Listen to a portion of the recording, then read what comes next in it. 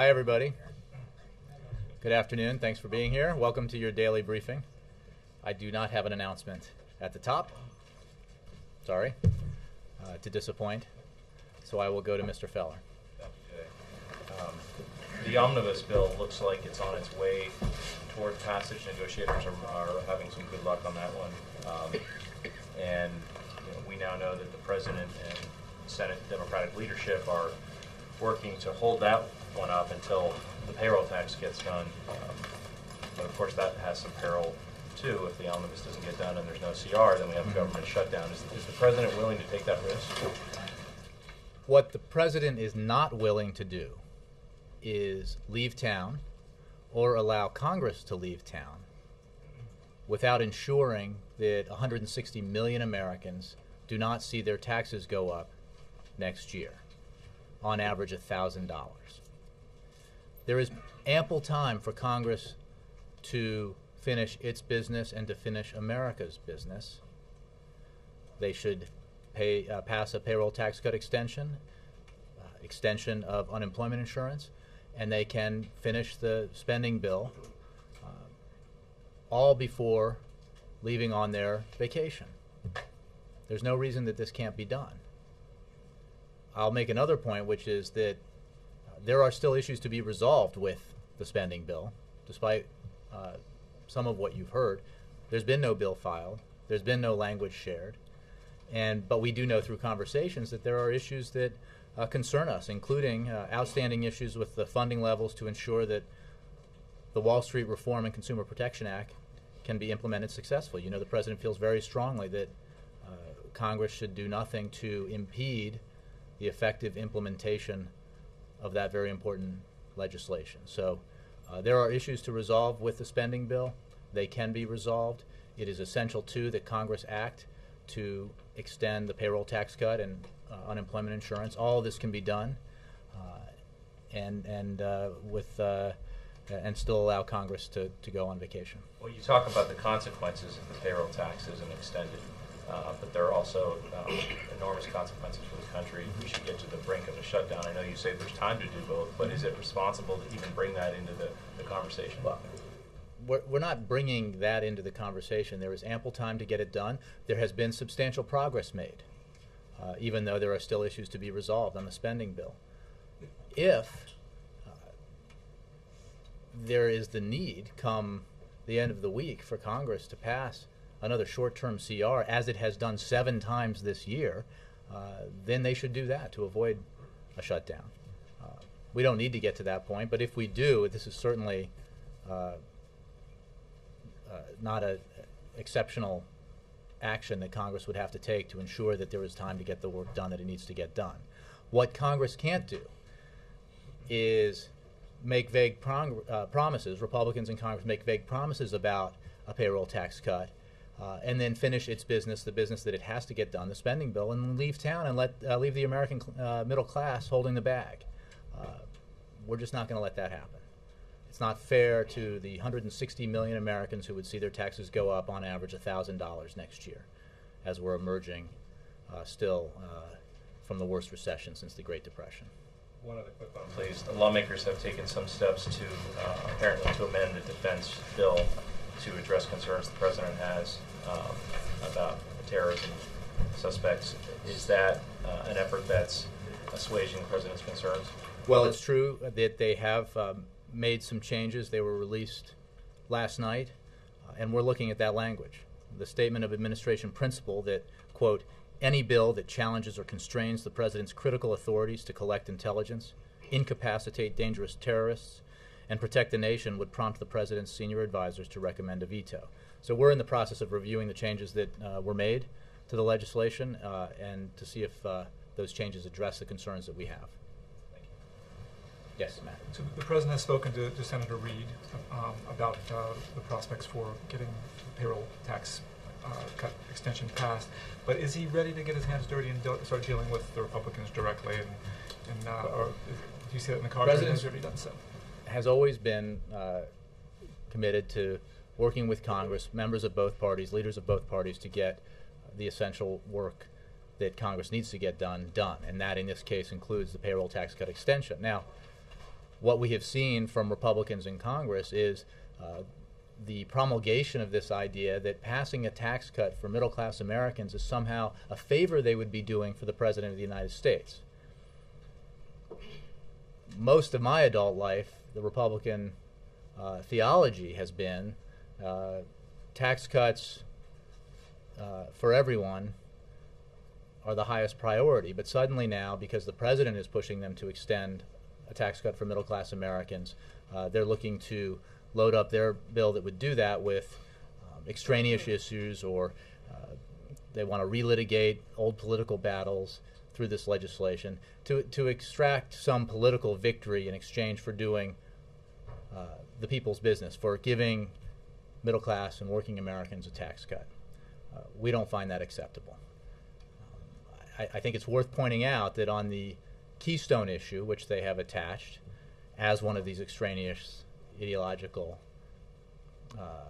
issues to the payroll tax cut extension, the State Department, which is conducting the review, has made clear that it would be absolutely counterproductive to the stated goal of those who insist on having the provision in the bill, because it would not allow the State Department the time it needs to properly review alternative routes. Therefore, they would have to say no. So if that's their objective, it's a strange way of going about it. The process needs to be done responsibly. The delay in the review was brought about because of concerns by folks in Nebraska, including the Republican governor, the desire to search for an alternate route. That is now happening, but it's a process that needs to be done in the way that it has always been done, which takes time, and that requires careful consideration of all the criteria that the President has made clear are important to this decision, and to insert as a political objective a provision like this that would try to speed up the process would only result in its in the State Department, based on what my reading of their statement, in the State Department having to say, given no other course, having to say no. Jake, then I'll go to that. Yeah. First of all, congratulations on the 3 Pinocchios from the Washington Post fact check. We obviously disagree with that. Thank you. So how is this reluctance to bring up the spending bills, how is that any different from the brinksmanship that the President and the White House have decried in the past? The President wants an objective, and he's holding back another piece of legislation in order to achieve his objective. Jake, as I just said, what's at stake here is potentially a $1,000 on average tax hike for every American family, or 160 million Americans. Have done similar things for different tax cuts that were about to expire, and the White House has decried them. Let's be clear that Republicans uniformly have supported tax cuts. Republicans now say they are for the payroll tax cut extension. All they have to do is pass a payroll tax cut extension and unemployment insurance extension, and then move on to the spending bill. And they could do it all. Heck, they could leave a day early, have a month and a day vacation. There's ample time to do this. But what we simply cannot allow is the Republicans to take care of the spending bill and leave town, because the absolute effect of that will be a tax hike for middle-class Americans. That's just not acceptable. Right. And I think if they were to do that, they would test the proposition that Congress's job approval rating cannot go below 9%, because I think that my expectation is that it would go lower if Congress walked out of town refusing to extend this payroll tax cut for middle-class Americans. I don't know. They're down to immediate friends and family now. But the question is it not the same? Staff, is it not the same kind of ploy? Republicans and Democratic staffers with whom I've spoken have said this was actually like a really bipartisan achievement. There was a handshake from the Senate Democratic Chief of Staff and the House Republican Chief of Staff, and Jake, this was a bipartisan accomplishment. And now the President's standing in its way because he wants something else. And it's the same kind of brinksmanship. You guys, I'm not sure if you were at this podium at the time or not, but there was a lot of talk of holding things hostage. Mm-hmm. Republicans were holding legislation hostage. I guess you were here. And I'm wondering, is that not exactly the same thing that you're doing? Look, the comparative, I could spend a lot of time on why what you're talking about is distinct, say, from the way that some members of one party held the country hostage and threatened to allow the full faith and credit of the United States to be cast in doubt. That's a significant difference. Okay, and we're not. But there was a government shutdown threat before. Let me go back to the spending bill. It is absolutely the case that there has been good progress made, and that they are getting closer to a resolution. But it is also absolutely a fact that there's not even been a bill filed. That the language of the so-called agreement that you reference hasn't been shared. So to say that work is done is not accurate. And we know for a fact that there are very important issues that remain to be resolved. We're very confident they can be resolved. They will be resolved. And we're also confident that Congress will not leave town without extending the payroll tax cut for 160 million Americans, because the President's going to insist that they stay here until they get it done. Okay. Well, and just to follow up on the question about the defense bill, human rights groups have looked at the language, the new language, and they say it still mandates the detention, the military detention of members of Al-Qaeda or affiliated groups, and still allows indefinite detention. I'm wondering if you could be more precise with the veto threat. If the legislation contains either of those provisions, allowing indefinite detention and mandating detention of a subset of terrorist groups or accused terrorist members, would the President veto it if that provision still allows that or mandates that? I'm going to disappoint you by saying that we're reviewing the language. I don't want to make an assessment of what may be in there. The principle, if those. Well, the principle that elicited the language I quoted from our statement of policy, that as written as it was written, that the President's senior advisors would recommend a veto. That stands, but I don't want to make an assessment without having seen it myself or without others having reviewed it about whether or not the changes in the language are adequate and resolve those issues that we have with the bill at this point. I'm sure we will be doing that, but at this point I don't want to get ahead of that process. Thank you. Cheryl. Going back to the omnibus, you mentioned you had specific concerns, and you mentioned Dodd-Frank spending levels. Can you give me a couple more examples of particular issues with the omnibus? Well, there are attempts to attach riders that have an impact on our foreign policy goals, that have an impact on environmental issues and others. So I don't have a list of particulars. Again, there has not been formal language submitted, a bill submitted, so it's a little difficult to make a judgment on a product that as of yet doesn't even exist. But based on our conversations, and we're having plenty of them up on the Hill, these are some of the issues that still need to be resolved. Mike. Thanks, Jake. Two quick issues following up on what Jake was asking about earlier on the linkage with the payroll tax and the budget. The President said that he would reject any effort to link the payroll tax to extraneous issues, but doesn't this contradict that by essentially linking the payroll tax cut to everything in the budget? Well, let me just make clear. The premise of that question is to suggest that somehow Republicans are being forced to support what they claim they support. If they support tax cuts for middle-class Americans with anything like the fervor that they support tax breaks for wealthy Americans, this should be done. Should not be an issue. President supports it, Democrats support it, Republicans say they support it. Done. Right? So that's the very large difference here. The President makes clear that there's no reason the Congress can't get its business done with its annual spending bills and getting this payroll tax cut and unemployment insurance extended. And there's simply no excuse for Congress to leave on vacation until the American people know that they've been taken care of in this process, that they don't have to contend with a spike in their taxes on January 1st. So the President's going to insist that that work gets done. He's confident it will get done. There is ample time to get it done. And This isn't about a shutdown. We've had 7 CRs already this year.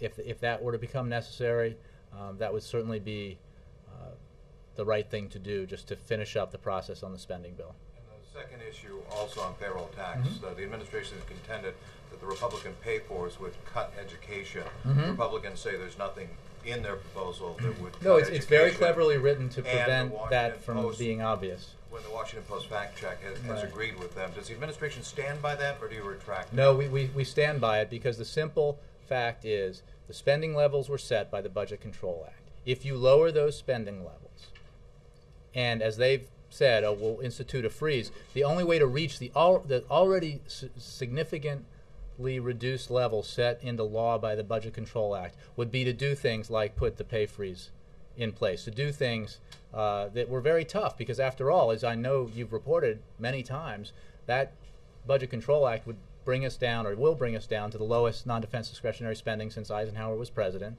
I'm sure you've reported that. And what the result would be is, if you use the pay freeze that they write into this proposed legislation, or this legislation, is that then the cuts would have to come from somewhere else. And there is nowhere else to go but programs like education, programs like energy, those kinds of programs that serve the very middle class and working Americans you're supposed to be helping with the payroll tax cut. And again, I don't understand why there is so much resistance within the Republican Party to tax cuts for the middle class. Nora. And then Simple Dan. question. When the president called Senator Reid, what did he ask him to do?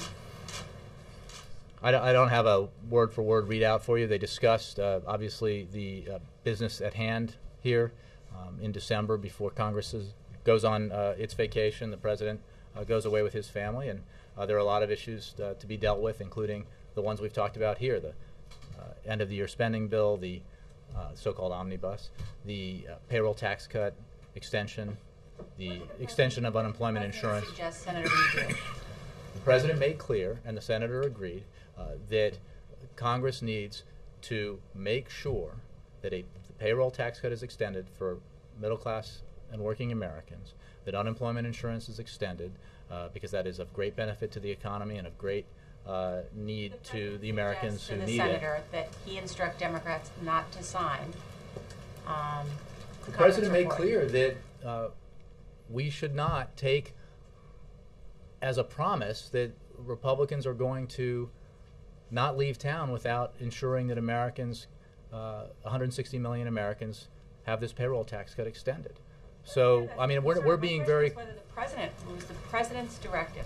The president and did the president Senator direct Reid... Senator Reid to tell Democrats not to sign the Senator conference Reid's the report? majority leader of the Senate. The senator and the president agreed that they need to, this week, ensure that the payroll tax cut is extended, unemployment insurance is extended, the remaining issues in the spending bill are worked out, and that final piece of business is taken care of. There is time to do it, but it has to all be done.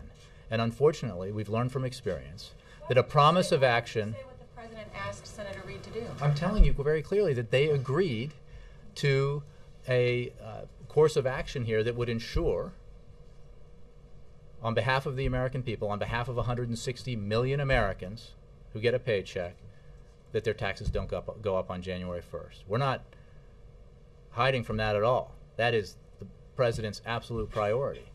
And there is no reason that Congress can't do that and get its work done on the spending bill. I think, Dan, I said I'd call on you.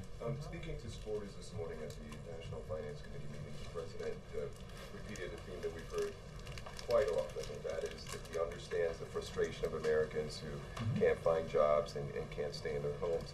At what point does feeling your pain get a little old? I mean, what else does the president have to offer to Americans to get, to convince them that he deserves another term?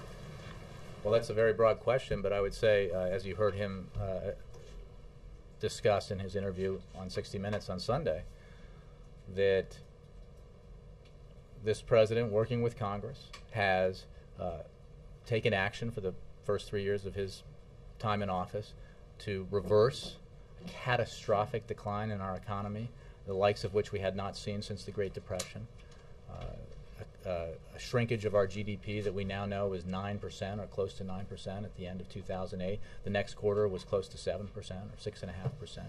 The loss of 8 million jobs because of that recession. That's a deep hole. And because of the action that he took, the decisions he took, not always popular decisions, but the right decisions, we have reversed the trajectory of this economy. It has been growing now for 9 quarters, as you know. It has been creating for 21 straight months private sector jobs, close to 3 million private sector jobs now. But there remains much work to be done. And he is so focused on exactly those Americans who are struggling in this economy. That's why he insists that Congress not leave until they pass a bill that ensures working Americans, everybody who gets a paycheck, will get a tax cut again in 2012. He thinks it's unacceptable in this economy, with so many Americans still struggling, with unemployment still too high, that Congress would leave town and thereby condemn 160 million Americans to a tax hike of up to, on average, $1,000. Unacceptable to him.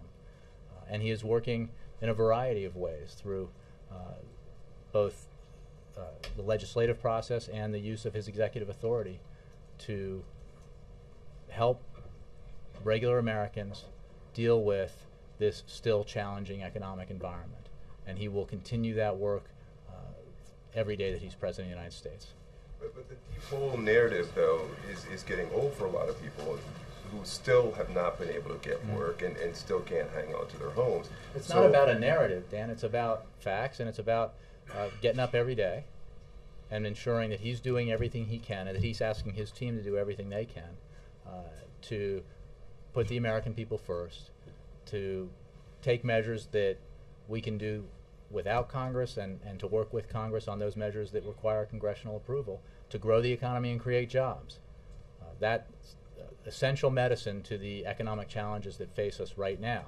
He is also committed more broadly to not just our short-term problems, but to resolving our long-term challenges, which is why he has insisted from the day he took office that we make the kinds of investments in education and innovation and infrastructure that will build the economy that we need as we go forward in the 21st century. We can't win. We can't win the future. We can't compete with our other countries around the world if we don't have kids who are getting the best education possible, if we don't have the kind of investment in innovation that will ensure that we win the battles over new products and new areas of industry in the 21st century. So he's got a short-term vision for helping those who need it most now, for helping this economy when it needs help now, and he's got a medium and long-term vision. That medium and long-term vision also includes the substantial proposal he put forward in September to get control of our deficits and debt, which takes a very balanced approach, the kind of approach that Americans broadly say they support. So he's going to work every day, but he has said on numerous occasions that he completely understands why Americans are frustrated. Of course they're frustrated. This economy is not good enough. Unemployment is not low enough, far from it. That's why the challenges we face need to be dealt with, and that we shouldn't be messing around with extraneous ideological fights that only prevent us in Washington from doing the people's business. One quick question on Iraq. Yesterday there was talk from the President and the Prime Minister that Iraq was ready to handle its own security, and yet over the last 24 hours we've seen, continued violence. Is the White House, is the administration being overly optimistic that in fact Iraq will be prepared to handle its security once U.S. troops pull out by the end of the year? No, because we have worked on this very closely. And I would remind you of the history here, that when U.S. forces were withdrawn from the cities, there was concern that violence would go up. We did not expect it to go up. We expected that Iraqi forces were ready to deal with the security situation in the cities. That turned out to be the case. Violence went down. When we drew down to 50,000 troops and ended our combat mission, there were some concerns expressed that that might result in a spike in violence, that the Iraqis weren't ready, their security forces weren't ready. We believed, our military men and women, as well as our civilians in Iraq, believed that that would not be the case, that the Iraqi forces at that point were ready for that period of transition. That turned out to be the case. Violence continued to go down. We believe that the Iraqis are ready to deal with their own security. We have expended a great deal of resources. The hard work of our men and women in uniform, the hard work of our civilians, the sacrifice, including nearly 4,500 who died in Iraq, to get to this point. There will be violence. It is not a violence-free society, and I am sure that the violence that you refer to will not be the last. What we have seen, however, is a trajectory that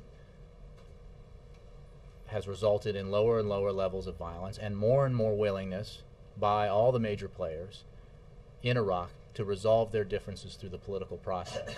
As the Vice President says, the big change in Iraq was the decision by the relevant players and parties and sects to engage in politics, to work out their differences peacefully. And that's a major development.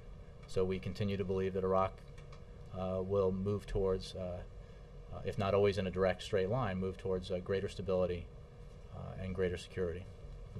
Yes, Ed, and then I'll go to Jared. Yeah. I just want to follow on the budget. You told Jake before that the budget bill has not even been filed yet, so Republicans are wrong because the budget bill has not been filed yet. But then when Nora asked you about the president's conversation with Senator Reid, you're basically saying they didn't want to move forward on this because they wanted to wait and get the payroll thing done first. So, in fact, how can you tell Jake that the bill hasn't been filed yet when it's the president and Senator Reid who didn't want the bill filed? It's not the Republicans who stopped it, they stopped it.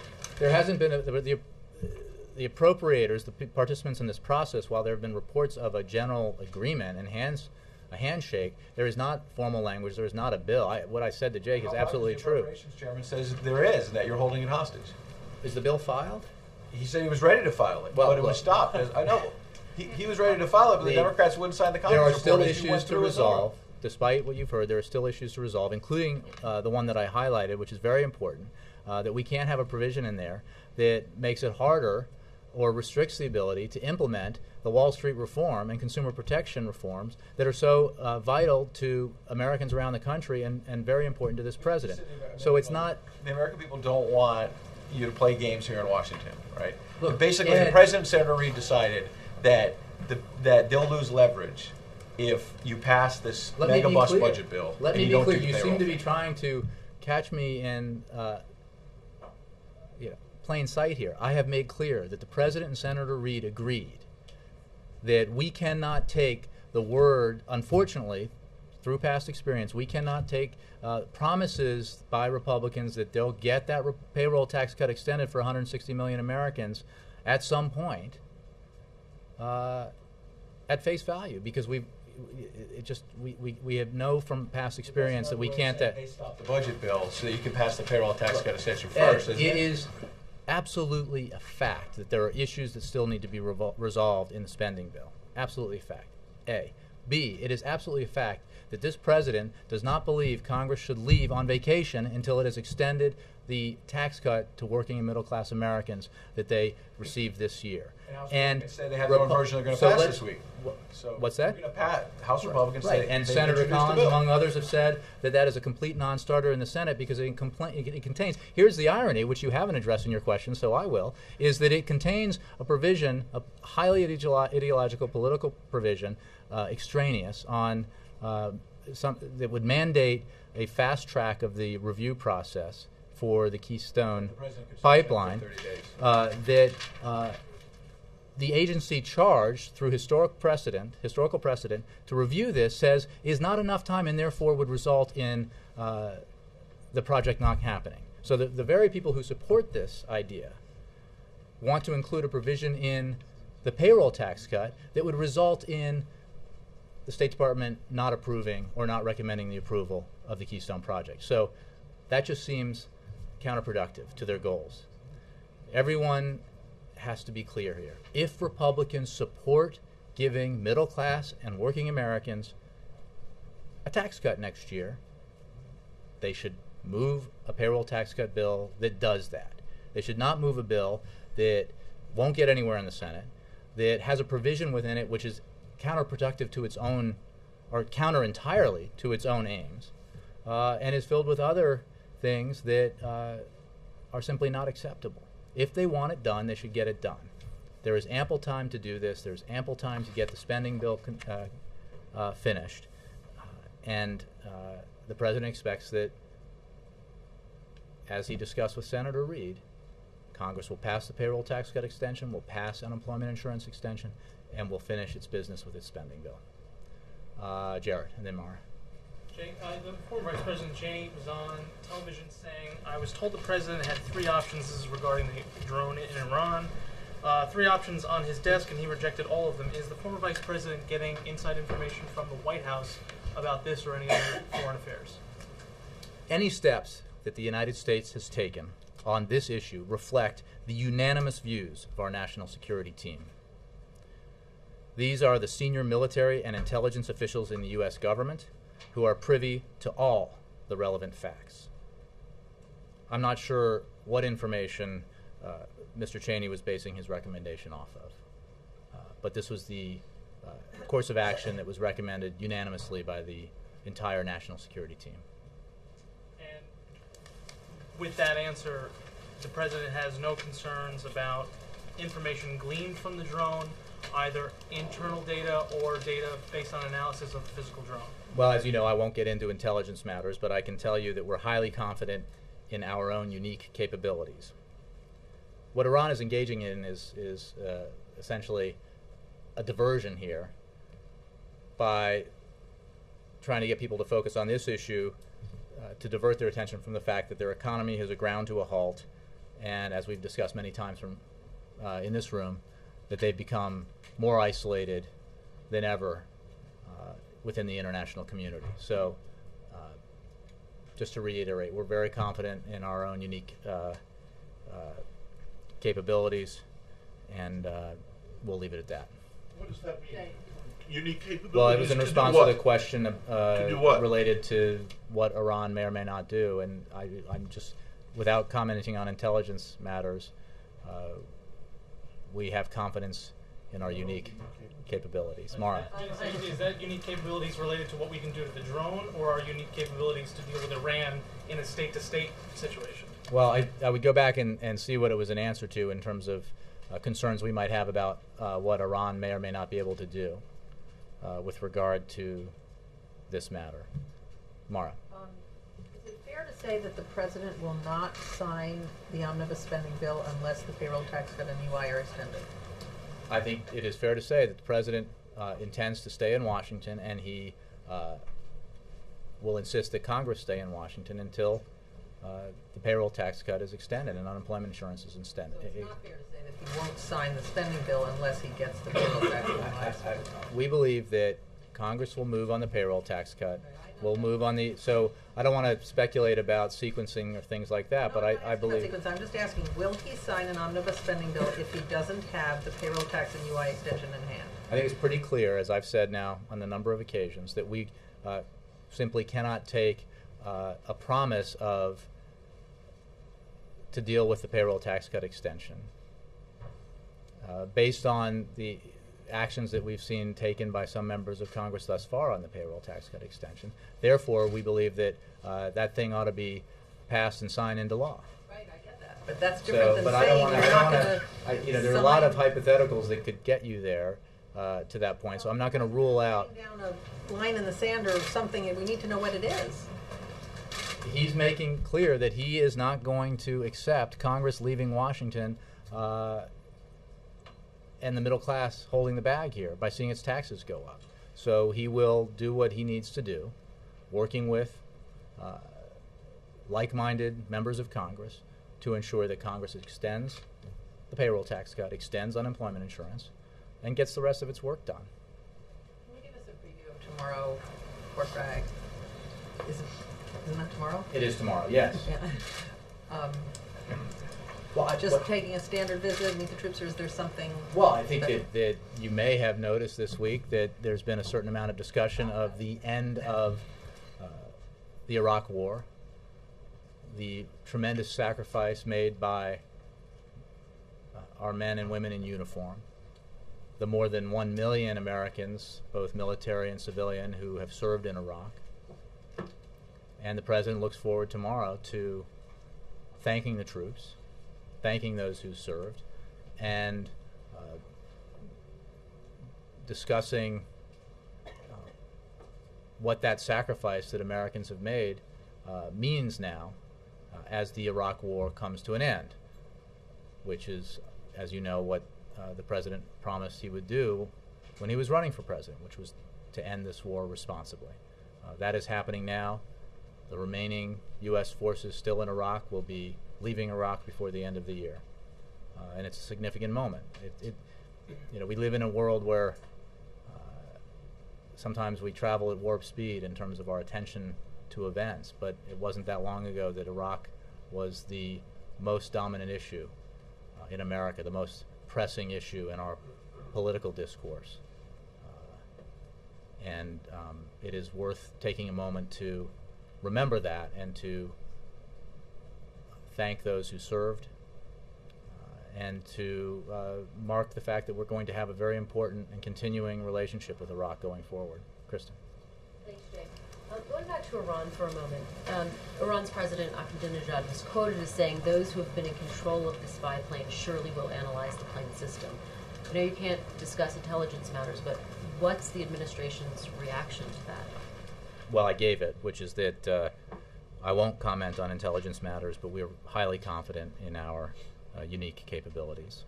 Do those words not instill some sort of concern, some level of I think what you're seeing from Iran is an attempt to distract attention from a lot of internal strife, an economy that is ground to a halt, and a level of isolation that they have never experienced because of the work of this administration, this president, and our partners and allies around the world who have come together to insist that Iran live up to its international obligations, that it change its behavior with regards to its nuclear programs, and to through the actions that we've taken via sanctions and other measures to continue to put pressure on Iran and the regime to begin to behave in accordance with international norms. And going back to the payroll tax cut debate, as you've been discussing, the president's tactic seems to be a little bit different than what we saw this summer in terms of when we were discussing the debt ceiling debate. Is he intentionally trying to sort of distance himself from this gridlock by not having sort of daily meetings with congressional leaders? Highly publicized meetings. Well, or secret meetings, as the case may be, which was the case this summer. I'm not going to get into reading out phone calls, meetings. Suffice it to say that there is a great deal of interaction between the White House, the administration, and members of Congress, relevant members, as we enter this end phase and as we grapple with the remaining issues, payroll tax cut extension, unemployment insurance extension, and the omnibus spending bill. And that intense level of communication and contact will continue, but I don't have any specific conversations to read out to you that have taken place or any conversations or meetings that may take place in the future to preview for you. But we will work with Congress. We're very committed to getting this business done. The business that Congress needs to get done, its annual responsibility in terms of funding bills, and also the absolutely essential work that needs to get done to ensure that Americans don't see their taxes go up on January 1st, April. And then Dave. Jay, And then Kate. you just said that the president will continue to talk with like-minded people. Some of the problem is the fact that he keeps talking to people like-minded and not reaching into that group that's not thinking like him. Will he be? I think I just took this question. Will he? He may be. But you didn't. Well, what I said is that I'm not going to preview meetings or conversations that may take place in the future. The president has worked with members of Congress of both parties his entire time in office. He will continue to do that. He pursues a strategy in terms of getting things done in Congress that he believes increases the chances of doing the things that need to get done and decreases the chance that there'll be a conflict that prevents that from happening. So right now he is focused on making sure that Congress does the right thing and extends the payroll tax cut, does the right thing and extends unemployment insurance, and does the right thing by finishing its spending bills. Okay, well, what are the conversations within this building about how a conversation should take place with the other side to make this happen before the end of the year? Through all available modes of communication, including face-to-face conversations, telephone conversations, email, probably not Twitter or Facebook. So maybe not all available conversations. But no, I mean seriously, there's a lot going on now. We have folks on the Hill, we have people here on the phone, and I'm sure there will be meetings and conversations as the hours and days go by. The goal here is not to create the theater of a meeting that can be covered. The goal here is to get to a result that works for the American people. In this case, ensuring that their taxes don't go up, and ensuring that the government spending bills, the funding bills, are passed. I understand what you're saying, but I'm going to go back to the past and use it as an example. When he was trying to get health care reform through, many people on the Hill were saying he needed to put his shoulder in, he needed to put skin in the game. He needed to come because this was what he wanted. There's a difference between legislators and the President of the United States. So if he were to actually, and beyond a media theatrics or whatever you're trying to say, for the President to actually talk to the political opposition on middle class taxes, that's a big deal. And do you think that that could move? You can be sure that this White House has had conversations with members of both parties about the need to pass a middle class tax cut, and that the President has had conversations with members of Congress about this. But again, we're interested in a result here, and then get an interest in a result as a goal does not, and often not only does it not require us to spell out every conversation that's had by the President or other members of his team, but it requires us to limit how much we talk about those conversations, because we're trying to get something done here. I'm not trying to send signals about anything surprising that might be happening. I'm just saying that we're interested in delivering on the tax cut bill, delivering on extension of unemployment insurance, and delivering on Congress getting its work done so that it can go home. We're working on all those tracks to get it all done. And lastly, on the issues of pay for us, with the savings from the troops in Iraq, can you quantify how that money, those savings, will go into to help defray any of the costs for all this end of the year haggling? Which you guys No, I can't. I mean, this is a broader question and a broader process. What is the case, as you know from the Budget Control Act, is that there are already savings in both non-defense and defense discretionary spending. And it is also the case, broadly speaking, that our ability to end the war to draw down and now end the war in Iraq responsibly has allowed us to focus the way we have on the AFPAC region, on the fight against Al-Qaeda. So that has to do with alignment of resources and policy priorities. But I don't have anything more to specify in terms of what the reduction of spending in Iraq means specifically in terms of other spending priorities. Thank you, James. I did promise Kate, so you're up. Middle class oil rose the most in about 4 weeks because of concerns that Iran may disrupt supply. Is the administration aware of this? What are you going to do about it? Can you higher gas prices going into the holidays? And then also, any reaction to this billionaire who's going to be challenging Putin? Is this a positive sign, much like the peaceful protests happening in Russia? On Russia, I would simply say we are not in the business of picking candidates in any country. We support the democratic process, and to the extent that this is a sign of the democratic process functioning, that would be a good thing. I haven't had a discussion internally about oil prices today. Some days I do, some days I don't. Today I did not have them. We always monitor them, obviously. But again, we focus on the things that we can control when it comes to our economy. And one of the things we can control is ensuring that Americans get a tax cut next year, 160 million Americans.